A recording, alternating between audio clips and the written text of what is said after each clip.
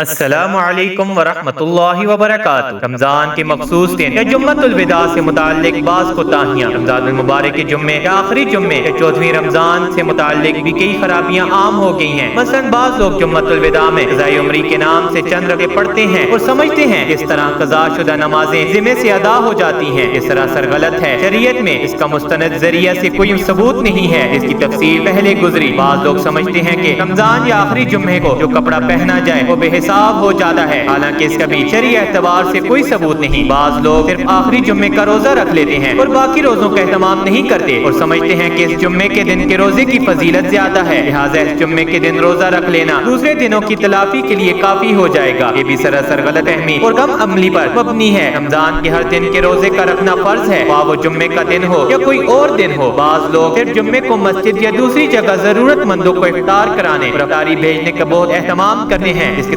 نتیجے میں کھانا زیادہ ہونے کی وجہ سے ضائع چلا جاتا ہے اور دوسرے دنوں میں غریبوں اور ضرورت مندوں کا خیال نہیں کیا جاتا۔ یہ بھی نامناسب طرز عمل اور حد سے تجاوز ہے۔ بعض حضرات جمعۃ الوداع کو نادیہ انداز میں وعدے و فراق کے مضامین بڑے اہتمام سے پڑھتے ہیں، اسی طرح آخری جمعے کے خطبے میں بھی اس قسم کے کلمات پڑھتے ہیں جس کا کوئی شرعی ثبوت نہیں، لہٰذا اس سے بچنا چاہیے۔ کچھ لوگ جمعۃ الوداع کو عید الفطر کی طرح سمجھتے ہیں، یہ بھی غلط ہے۔ بعض سی عورتیں اور بعض مرد رمضان شریف کی 14ویں روزہ یا جمعے کے دن کے روزے کو دوسرے روزوں پر زیادہ اہمیت دیتے ہیں اور اس دن کی افطاری میں زیادہ اہتمام کرتے ہیں اور 14ویں تاریخ کے روزے کو منزلہ روزہ یا اسی طرح دوسرا نام دیتے ہیں اور کہتے ہیں اللہ تعالیٰ 14ویں روزے کو نچلے آسمان پر اتر آتے ہیں، حالانکہ خاص 14ویں اور جمعے کے روزے کی اہمیت اور تخصیص شریعت سے ثابت نہیں بلکہ پورے مہینے کے روزوں کے رکھنے کا حکم ہے، اور جس کام کو شریعت نے ثواب نہ کہا ہو یا اس کی خاص اہمیت نہ بتلائی ہو اس کو ثواب سمجھنا خاص کرنا گناہ ہے۔ اللہ پاک ہمیں رمضان المبارک کے انوار و برکات نصیب فرمائے اور صحیح معنوں میں عبادت کرنے کی توفیق عطا فرمائے، آمین یا رب العالمین۔